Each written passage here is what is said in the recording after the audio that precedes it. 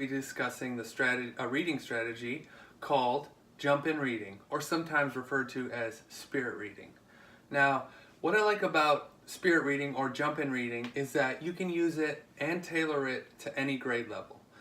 Depending on the book or the reading material you use, you can kind of tailor that to the kids, their proficiency and what grade they're in. So basically, jump in reading is where you have students start reading a book or instructions, and then when they pause, another student can jump in and start to read. Now, what's great about that is there is no pressure on the kids, and I love that because I hated being called on by the teacher.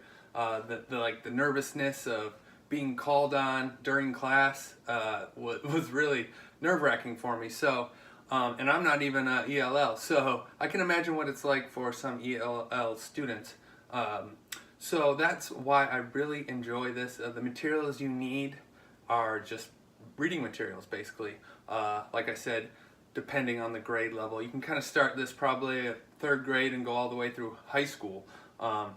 Just upgrade the difficulty of the reading material based on the classroom that you're in. I will show you a demonstration in a minute. And also, what I really do like about this is it encourages the kids to read. After a few days, you kind of monitor the kids who aren't participating, and you'll see that they are starting to participate more and feeling more comfortable reading aloud in front of their peers. And that can give them a lot of confidence. And once you have confidence, there's no turning back.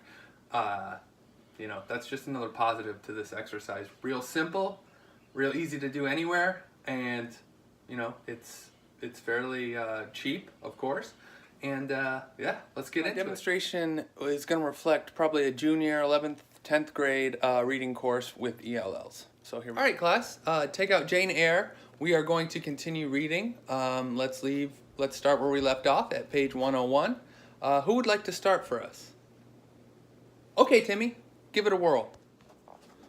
During these 8 years, my life was uniform, but not unhappy, because it was not inactive.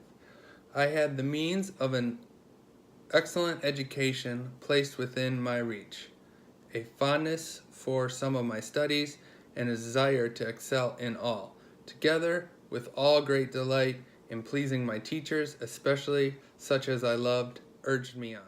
I availed myself fully of the advantages offered me. In time, I rose to be the first girl of the first class. Then I was invested with the office of teacher, which I discharged with zeal for 2 years.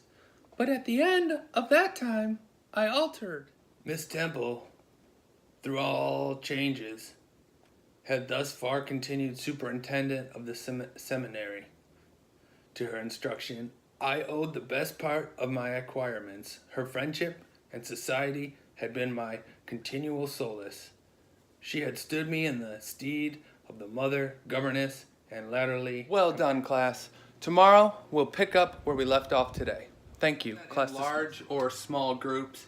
In the larger groups, you kind of got to see who's participating and who's not, and kind of nudge the people who aren't participating to kind of start participating. Because once they do, it might be a little awkward at first, but they will start to feel more confident. You can even bring them by after class and kind of talk to them and say, I noticed you weren't really participating. Kind of want everyone to jump in, that sort of thing, even if it's only for one sentence. So that's why I love that little exercise there. You can include everyone, cost efficient, and no pressure on the student.